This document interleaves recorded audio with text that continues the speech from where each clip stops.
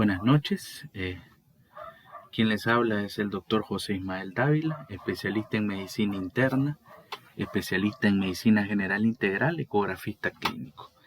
El día de hoy vamos a abordar un tema de mucha importancia, un término acuñado en la actualidad, que es el tema hipertensión arterial severa. Cuando definimos hipertensión arterial, pues es básicamente la elevación de las presiones arteriales mayor o igual a 140 y mayor o igual a 90, la sistólica y diastólica respectivamente, tomadas en consultorio. Los criterios, pues básicamente teniendo estas elevaciones, se toma la primera vez en consultorio las presiones, salen alteradas.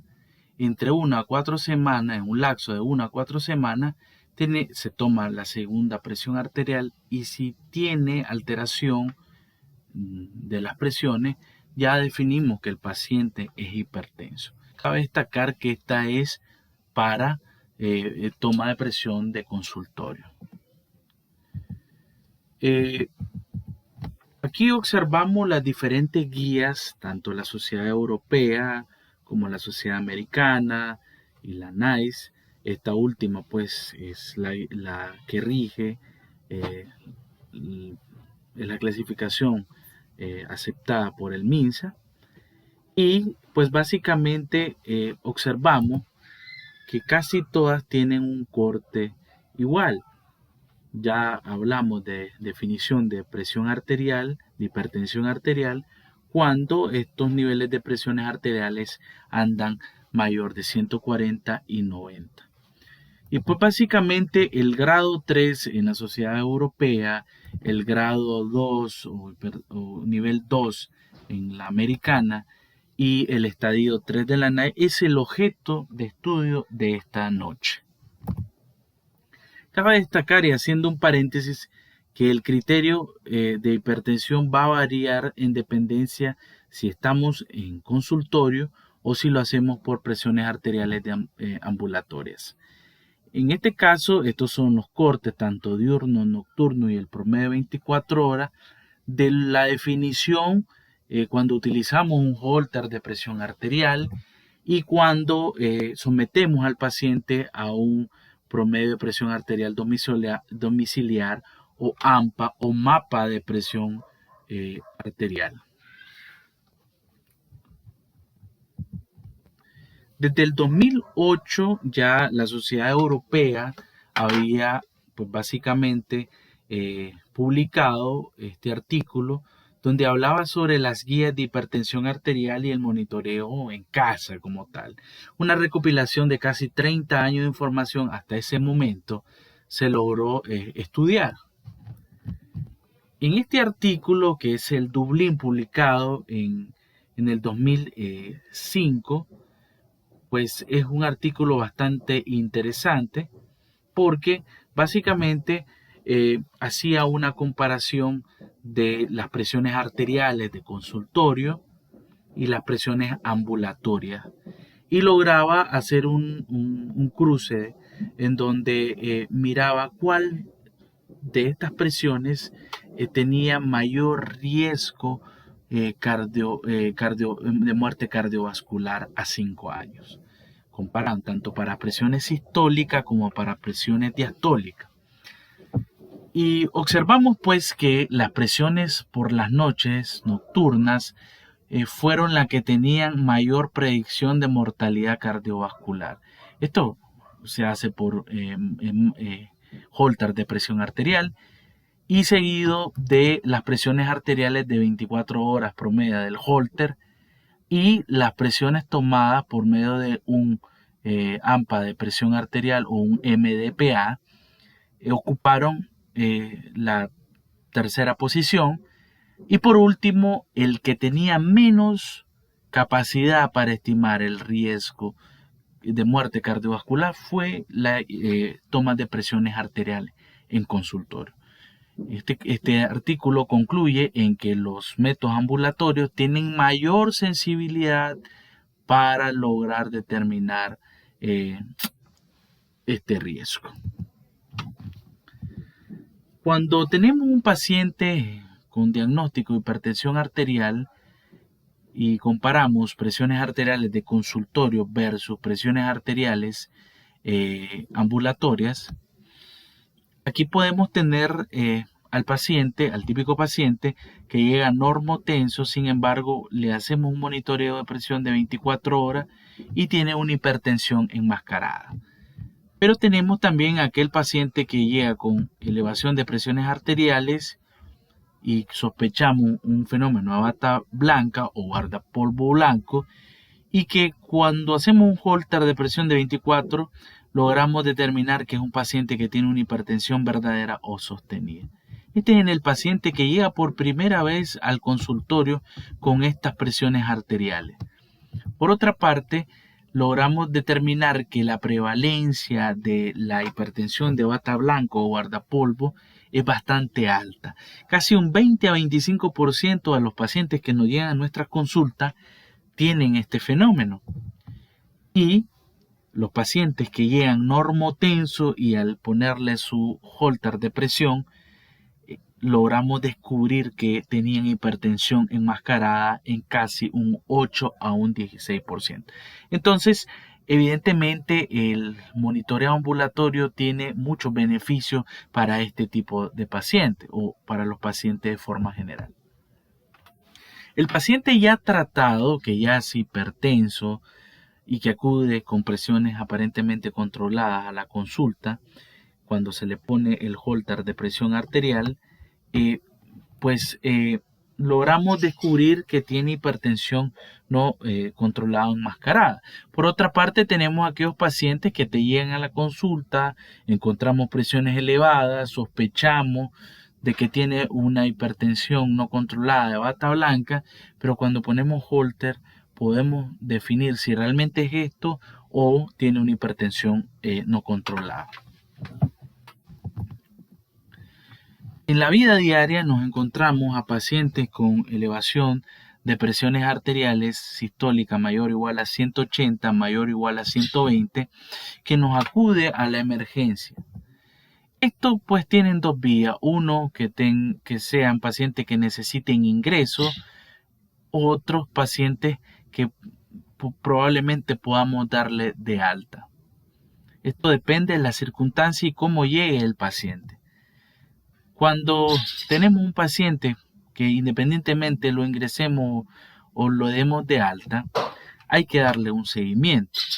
Y este seguimiento debe ir regido y controlado bajo esquemas terapéuticos farmacológicos. Cuando estos esquemas fallan, es el momento de que debemos de hacernos la pregunta si debemos ya de referir a un internista o un cardiólogo. Este es un caso de una paciente de 58 años de edad que acude por dolor de cabeza, visión borrosa de 3 días de evolución, que tiene un cumplimiento irregular a los fármacos y refiere haber abandonado 3 semanas previas a su ingreso. Se logra chequear las presiones arteriales y se logra determinar que tiene 242-134, una frecuencia cardíaca de 68. Se hace un fondo de ojo y encontramos un estrechamiento de la arteriolar, hemorragias bilaterales en llama, puntos algodonosos y papiledema. El resto de la exploración fue normal. En el electrocardiograma había una hipertrofia del ventrículo izquierdo y los exámenes de laboratorio y rayos X estaban normal. La tomografía computarizada, pues había una hipoatenuación heterogénea y no había evidencia de hemorragia ni infarto. Acorde a ese caso clínico, estamos en presencia de una urgencia hipertensiva o una emergencia. Si decidieron irse por la vía de la urgencia, pues no, estamos en presencia de una urgencia hipertensiva, y si decidieron como emergencia, pues evidentemente hay datos que nos sugieren esta. El otro caso es un paciente de 45 años de edad que acude con dolores de cabeza, visión borrosa de un día, adherente al tratamiento, pero que viajó a Río Blanco donde le regalaron 5 libras de queso, de los cuales se comió en un transcurso de 3 días. Acude a la emergencia por 210-120 presiones arteriales con frecuencia cardíaca de 78 y al fondo de ojo fue normal sin alteraciones del fondo de ojo, no había retinopatía hipertensiva. El resto del examen estaba normal, electro normal, prueba de laboratorio normal, tomografía normal, ecocardiograma normal y sin datos de enfermedad crónica en el expediente clínico asociado a hipertensión. Si aquí hay opciones, dentro de ella una será una urgencia hipertensiva o una emergencia hipertensiva. Si decidieron urgencia hipertensiva, no es una urgencia hipertensiva. Y si decidieron emergencia hipertensiva, no es una emergencia hipertensiva. Probablemente se queden con esta cara. Entonces, ¿qué es? Y es básicamente, les doy la bienvenida a esta charla porque es justamente de lo que se trata. Lograr definir bien los conceptos que actualmente se utilizan. La hipertensión arterial severa es básicamente la elevación de las presiones arteriales mayor de 180 la sistólica y mayor o igual a 120 la diastólica. Aquí puede ocurrir, o pues básicamente esta se clasifica en dos. Por una parte tenemos la hipertensión arterial asintomática severa y la emergencia. La hipertensión arterial asintomática severa cumple la característica de que el paciente no tiene signos ni síntomas de enfermedad aguda con daño a órgano diano, mientras que la emergencia sí hay signo y síntoma. Por su parte, la hipertensión, hablemos un poco de la hipertensión arterial sintomática severa, la presión arterial sistólica es mayor o igual a 180 y la presión arterial diastólica mayor o igual a 120. Estamos claros con eso. Esta la clasificamos en dos: la urgencia hipertensiva y la hipertensión arterial severa no controlada. ¿Qué característica tiene la urgencia hipertensiva de la de la hipertensión arterial severa? Pues básicamente cumple una característica, y es que la urgencia hipertensiva, el paciente tiene daño crónico a órgano diano, y en la hipertensión arterial severa no hay daño crónico a órgano diano. Por ende, aquel paciente que acude y que no tiene un antecedente de un daño crónico, no lo podemos acuñar a pesar de que tenga presiones arteriales mayor o igual a 180 con presión arterial diastólica mayor o igual a 120, no lo podemos catalogar como una urgencia hipertensiva. En todo caso, sería una hipertensión arterial severa no controlada. Cuando estamos en esta situación, nos hacemos una serie de interrogantes. Primero, vamos a hablar un poco en la urgencia hipertensiva.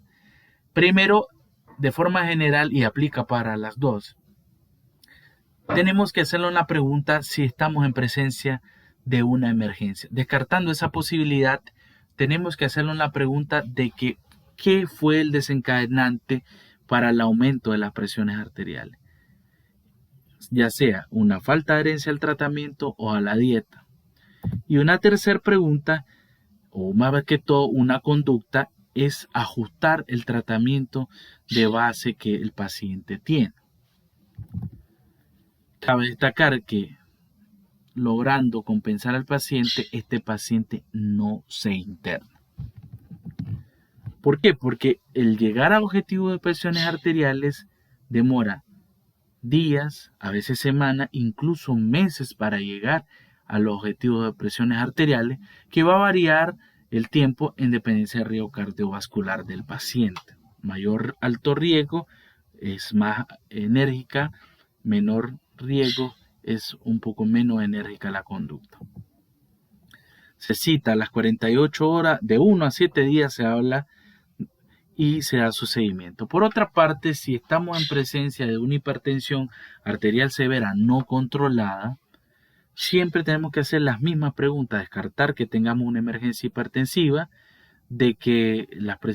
determinar por qué aumentó las presiones arteriales del paciente, ajustamos el tratamiento, igual no se ingresa y se da un seguimiento de 1 a 7 días el paciente.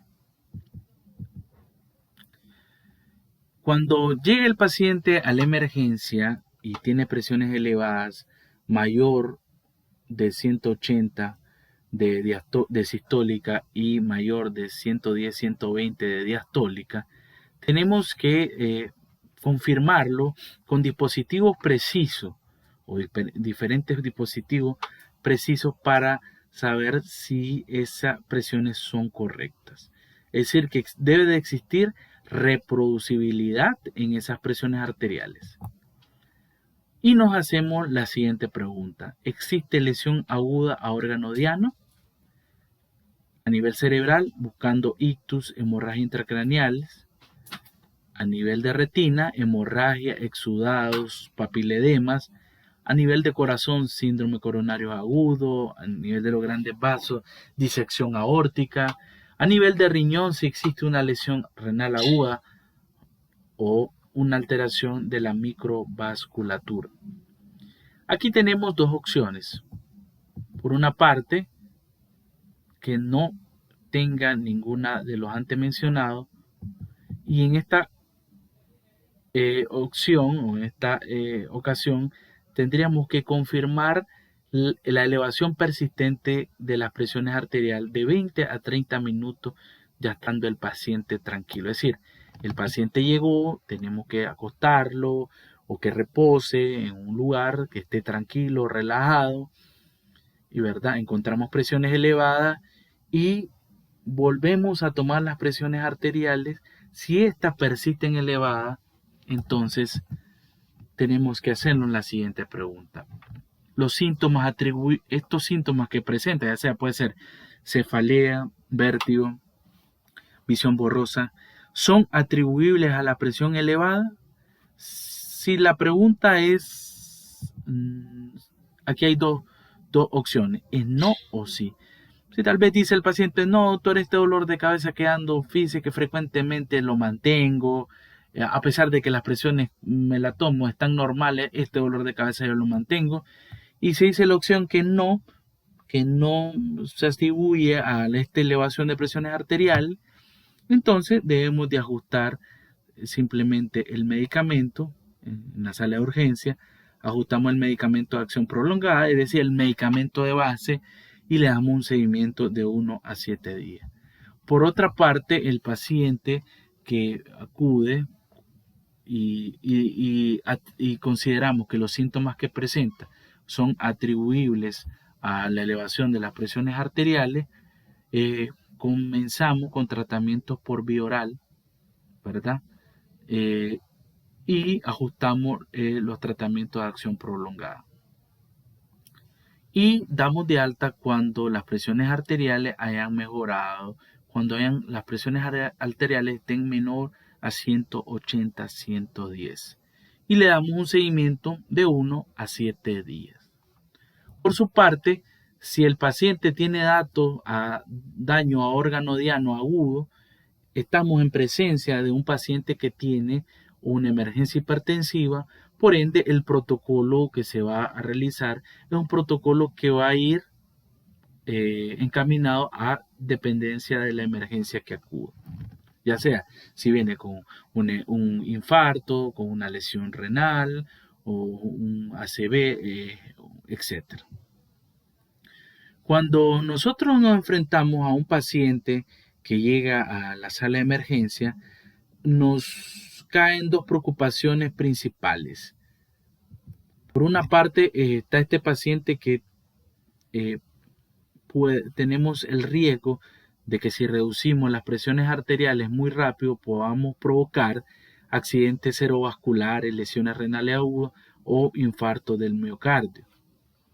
Y por otra parte, tenemos el paciente que si no bajamos esas presiones arteriales objetivas, podemos provocar eventos cardiovasculares inminentes. Esta publicación del 2016 del New England, titulado Hipertensión aguda severa, hablaba de o presentaba un gráfico, un esquema muy interesante, donde mencionaba de la autorregulación cerebral y las implicaciones para el tratamiento de las emergencias hipertensivas como tal. Y pues básicamente estaba bastante interesante porque hablaba de que el cerebro tiene un mecanismo de resistencia vascular que impide los aumentos del flujo sanguíneo.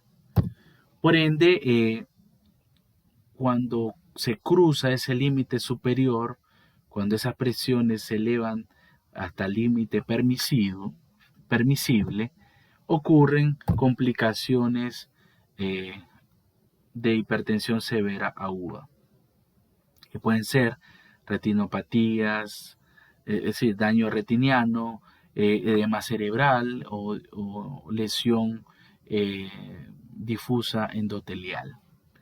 Por otra parte, tenemos aquel paciente que se le trata muy agresivo y se baja hasta el límite inferior de regulación, de autorregulación cerebral, que es por debajo del 25%. De hecho, cuando ya tenemos 30%, ocurren síntomas de hipoperfusión. Aquí ocurre el efecto contrario, también ocurre daño, pero en este caso es por disminución de presión arterial media por debajo. Cabe destacar que si observamos aquí, presenta dos líneas, una de color azul y una de color rojo, celeste y rojo. Por una parte están los pacientes normotensos y los pacientes con hipertensión crónica, y pues básicamente en el paciente con hipertensión crónica, las presiones arteriales medias son de hecho mayores o permiten mayor elevación de presiones arterial. En el argot pulmonar diría están más adaptados, soportan más esas presiones en comparación al paciente normotenso con normotensión. Sin embargo, el paciente normotenso permite disminución de presiones arteriales medias mucho menor en comparación al paciente hipertenso crónico, el cual, si se disminuye mucho las presiones arteriales medias, puede caer el riesgo o tiene más riesgo de eventos isquémicos. Es un artículo interesante donde básicamente el objetivo era describir la prevalencia de la urgencia hipertensiva y las características y evolución a corto plazo de estos pacientes. Aquel paciente que llegaba al hospital, a la emergencia, ¿verdad?, con una urgencia hipertensiva, fueron un total de 58.535, de los cuales el 57% eran mujeres, un 76% eran blancos. Ahora, interesante de este estudio es que concluye que los pacientes, ¿verdad?, que llegaban a la emergencia, habían unos que se ingresaban, ¿verdad?, había otros que se daban de alta de forma ambulatoria. Entonces, básicamente lograron concluir de que no existía del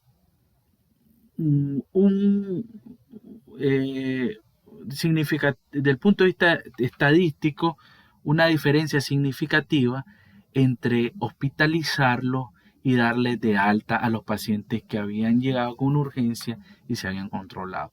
Es decir, que a largo plazo no se asociaba a eventos cardiovasculares adversos mayores el dar de alta al paciente o ingresarlo al hospital. Sí se observó que la urgencia hipertensiva se asociaban más a ingresos hospitalarios, y cuando compararon estos dos grupos de pacientes, al mes tenían mejor compensadas las presiones arteriales los que habían sido hospitalizados. Sin embargo, del punto de vista de riesgo cardiovascular a largo plazo, no había diferencia significativa. Se morían igual o se asociaban a eventos cardiovasculares por igual.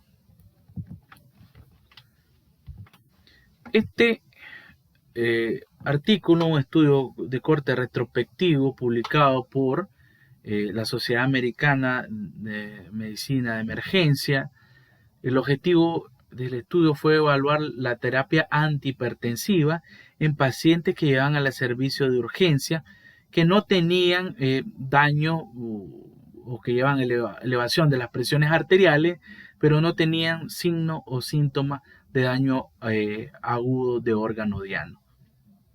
Fueron un total de 1.016 pacientes, de los cuales, por una parte, se trataron el 42.8% con tratamiento antihipertensivo, los otros no le dieron tratamiento por vía oral, ¿verdad? Y de los cuales que le dieron tratamiento antihipertensivo, el 88.5% se le administró clonidina, un fármaco de acción central, y concluyeron de que en la revisita se observó y la mortalidad fue similar para los pacientes de urgencia con presiones arteriales elevadas, pero sin síntomas de órgano de daño a órgano diano agudo. Es decir, que le dieran tratamiento por vía oral o no le dieran, pues fue la mortalidad y fue similar. Y es que ya desde 1996 se acuñaba un término que es la pseudoemergencia hipertensiva, y pues en este artículo, muy viejo por cierto, pero de gran importancia para el tema, se hablaba sobre el uso de nifedipino, los cuales se estaba contraindicado por sus efectos nocivos. Y es aquel paciente que frecuentemente que llega a la sala de emergencia, que tal vez viene bajo un estrés, bajo una situación donde se activa el sistema simpático, una situación aguda, ya puede ser un pleito, una situación familiar, etcétera, donde encontramos elevaciones de presiones arteriales y se le da tratamiento antihipertensivo y pues tiende a hipotensarse muy rápidamente. Entonces ya en este año ya se acuñaba sobre el uso de la nifedipina y se contraindicaba. De hecho, también se publicaban para estos años artículos donde hablaba sobre los efectos de la nifedipina, sobre isquemias miocárdicas, en reportes de casos. En este artículo publicado en Sao Paulo, Brasil, donde tenía como objetivo evaluar la efectividad y la seguridad de los fármacos por vía orales, aquí pues se seleccionaron aproximadamente 17 ensayos clínicos aleatorizados donde participaron 769 pacientes, donde un grupo le administraron IECA y otros anticálcicos, y observaron de que los IECA tenían mejor efectividad y menor efectos adversos en comparación con los anticálcicos. Ahora, ¿qué tan rápido debemos de reducir las presiones arteriales? Las presiones arteriales debemos de reducir durante un periodo de horas a días, aunque pueden ser necesarias reducciones más lentas en pacientes adulto mayor o con alto riesgo de isquemia cerebral o miocárdica como resultado de una reducción excesivamente rápida de las presiones arteriales. De hecho, la rapidez en la reducción de las presiones arteriales no hay una evidencia que con alta calidad médica que evidencie el beneficio de reducir rápido las presiones arteriales. ¿Y cuáles son los objetivos de presiones arteriales durante este periodo de tiempo? Bueno, es importante que a corto plazo las presiones arteriales deben de reducir menor a 160 y menor a 100 milímetros de mercurio. Sin embargo, esto hay que tener cuidado en dependencia con las presiones que venga nuestro paciente de la urgencia. Y pues en este caso, pues si lleva con presiones muy altas, no aplicaríamos este sistema, sobre todo en las primeras horas, y la recomendación sería reducir en más del 25 a 30%, o no reducir en más del 25 a 30% durante las primeras 2 a 4 horas. Importante que existe una estrategia que es el descanso por 30 minutos, en donde los pacientes pueden disminuir hasta mayor o igual al 20 de sistólica y 10 de diastólica las presiones arteriales. Es decir, un paciente que me acude con 180, 120, si yo lo dejo descansar, pudiéramos disminuir esa urgencia hipertensiva que trae con el simple hecho de utilizar estas maniobras. Casi un 32% de los pacientes puede beneficiarse del simple hecho de esta estrategia terapéutica. Si en un dado caso no es efectivo esta estrategia terapéutica, hay que administrar tratamiento antihipertensivo. ¿Cuándo debemos reducir la presión durante un periodo de horas? Esto va a depender del riesgo cardiovascular del evento. Es decir, no es lo mismo, por ejemplo, un paciente que venga con una hipertensión grave por un aneurisma aórtico, una hemorragia o una hemorragia intracraneal conocida, en este caso que la debemos determinar. El objetivo va a ir acorde a eso y tenemos que llegar a la meta. Decíamos que un paciente con hipertensión de urgencia hipertensiva y hipertensión arterial severa no controlada, una vez ya realizada la ajuste terapéutica y llegado a las metas objetivas de reducción de presiones arteriales, no se interna. Es un paciente que se da de alta y se da un seguimiento, ¿verdad? Y es que aquí ya en el 2019 los europeos publican en su guía de hipertensión arterial umbrales de tratamiento para presiones arteriales, y aquí especifican la edad y versus las características de enfermedades crónicas que tienen los pacientes. Entonces, si miramos aquí, por ejemplo, un paciente que es hipertenso, ¿verdad? Y que tiene, vamos a poner un ejemplo, 81 años, si anda 155 de sistólica y 80 de diastólica, no es para alarmarse y hacer modificaciones de tratamiento. Hay que estar en objetivo. Si aumentan las presiones por encima de este margen, de este umbral, es necesario modificar el tratamiento antihipertensivo. Este es para la sistólica, y aquí hay las patologías: hipertensión, diabetes, enfermedad renal, ACV, etcétera. Pero en el umbral donde sí hay que modificar el tratamiento es para las presiones arterial diastólica, donde casi todos concuerdan de que si tiene presiones mayor o igual a 90 es necesario modificar tratamiento. Existen 4 grupos farmacológicos: diuréticos, tiacídicos, IECA, ARA2, anticálcico de primera línea, que se utilizan para tratar a los pacientes hipertensos. Cabe destacar que se agregan otros fármacos que también tienen efectos antihipertensivos, pero que van a depender de la situación o las características del paciente, que si es cardiópata, que si tiene enfermedad renal crónica, que si es embarazada, etc. Entonces aquí pues se postulan algunos de los principales medicamentos a su dosis de inicio y su dosis aumentada, que es importante saberlo porque para hacer las modificaciones de las presiones arteriales es necesario saber cuándo es una dosis de inicio y cuándo una dosis aumentada. Iniciando los protocolos, existe un protocolo que está como fármaco de inicio. Tenemos a los diuréticos tiacídicos. Cuando hacemos un paciente, supongamos un paciente que hacemos tamizaje de las presiones arteriales y encontramos presiones fuera de límites, de acuerdo a sus metas, de acuerdo a su edad, a su patología.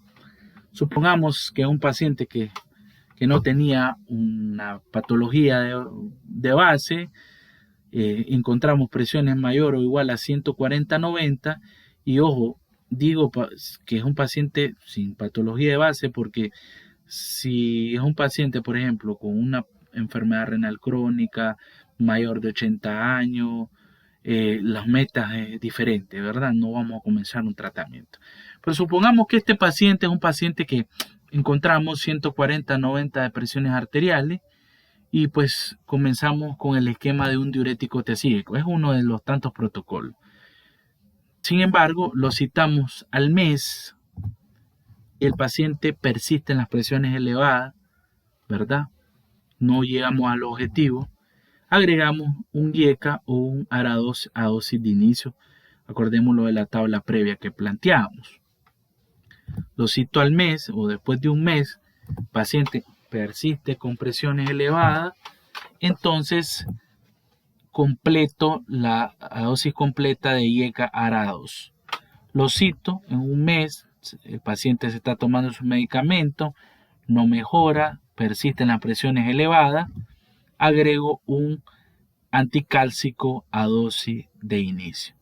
Persisten después de un mes las presiones arteriales. Si persisten las presiones y no llega a su meta, agregamos un anticálcico con dosis completa.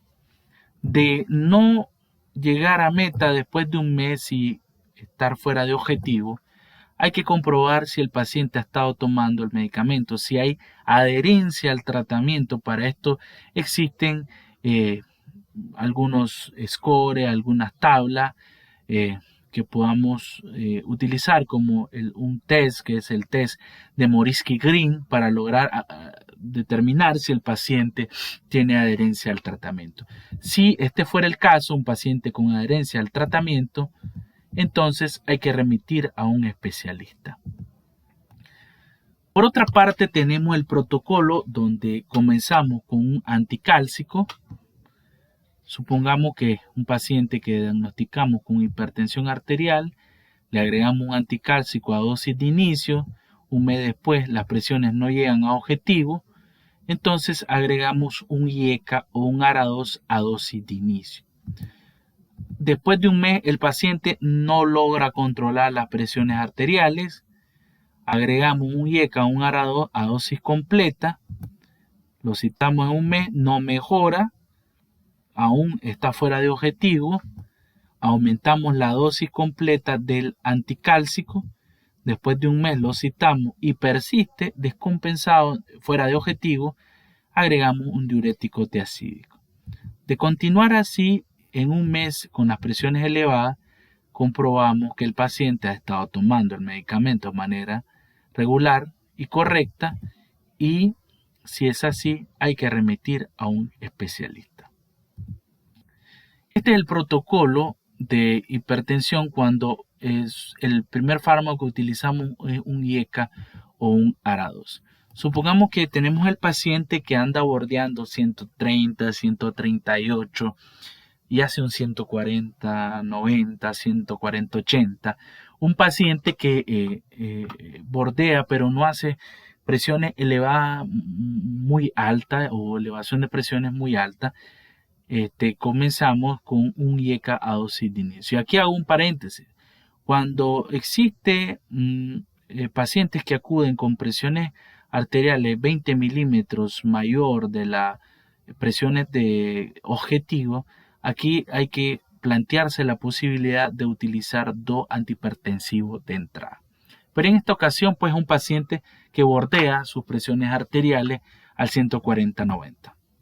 Lo cito: en un mes persiste fuera de objetivo, aumenta la dosis completa, los IECA y los ARA2. Después de un mes persisten las presiones arteriales mayor o igual a 140/90, agrego un anticálcico a dosis de inicio, y después de un mes, si persisten las presiones arteriales mayor o igual a 140/90, aumento la dosis completa del anticálcico.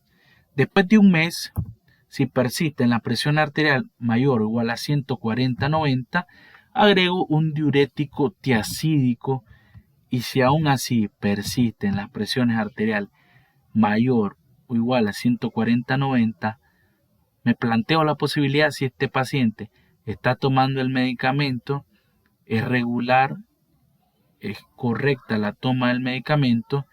Y otra posibilidad también que varía para todos los protocolos, es decir, es importante saberlo para todos los protocolos, es si la calidad del fármaco es la mejor.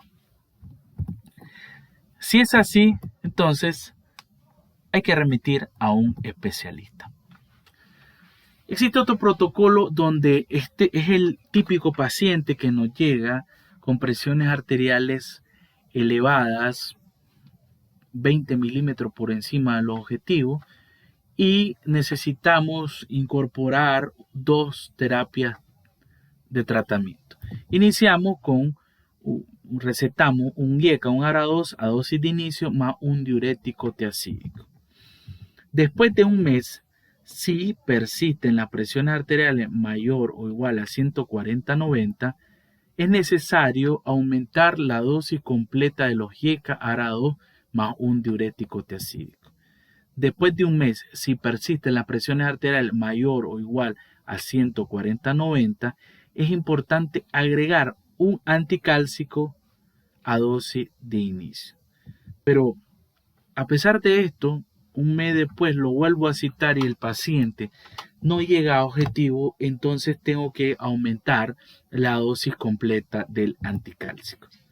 Después de un mes persisten las presiones, hay que comprobar que el paciente ha estado tomando el medicamento de manera adecuada, hay que ver si hay adherencia al tratamiento, si el fármaco es de buena calidad, y de ser así, hay que remitir a un especialista. Esto es básicamente algunos de los exámenes básicos de rutina que debemos de enviar a los pacientes que descubrimos que tiene una emergencia hipertensiva. Esto es según lo que estipula la Sociedad Europea de Cardiología, y es importante porque en muchos de nuestros establecimientos, si es de atención primaria, no van a tener todos los exámenes o todos los estudios. Sin embargo, cuando ya tenemos o estamos trabajando en hospitales de alta resolución, pues nosotros contamos con todos los estudios necesarios. Es importante mandar para hacer un tamizaje y lograr determinar, acorde al cuadro clínico que presenta el paciente, qué emergencia hipertensiva, si es única o combinada, tiene. Este es básicamente los objetivos, ¿verdad? De acuerdo a la presentación clínica de la emergencia hipertensiva que los pacientes acuden. Los objetivos a plazo, los objetivos de reducción de presión arterial, qué tipo de fármacos son importantes o de primera línea y cuál es la alternativa de no tenerlo. Esto cabe destacar que es para la emergencia hipertensiva. Y es importante saber esto por lo que hablábamos anteriormente de la reducción de presiones arteriales. Tiene que tener objetivos para evitar iatrogénesis. Aquí habla, por ejemplo, en una encefalopatía hipertensiva, la reducción inmediata de presiones arteriales de un 20 a un 25%, dentro de los fármacos de primera línea, el nicardipino y la betalol, y alternativa de no contar con esto, el nitroprusiato. Entonces, pues básicamente esto es un poco, y aquí presenta también los europeos un esquema, un cuadro que me gustó mucho, donde planteaba pues básicamente los fármacos, su acción de inicio, su duración, la dosis, las contraindicaciones y los efectos adversos. Un esquema que debiéramos de tener en todas nuestras urgencias, y igual que el anterior, para lograr objetivos en nuestros pacientes. Pues básicamente, cuando ya nosotros tenemos la evidencia científica que nos respalde, sin temer qué le pase a nuestros pacientes y con la evidencia que nos respalda, en un paciente con una urgencia podemos, cuando llegamos a objetivos, podemos egresar y no hay diferencia significativa entre ingresarlo a sala y darle alta. Esto ha sido todo. Le agradezco mucho, ¿verdad?, por su participación, pedirles disculpas por el inconveniente con la charla en línea que tuvimos. Se cortó bastante, pero bueno, les queda esta pequeña charla básica dirigida a estudiantes, a médicos generales, con el objetivo de que tengan una nueva perspectiva acerca de la hipertensión arterial severa. Se despide de usted el doctor José Ismael Dávila Orozco, especialista en medicina interna, especialista en medicina general integral, ecografista clínico desde Matagalpa, Nicaragua. Un placer y hasta la próxima.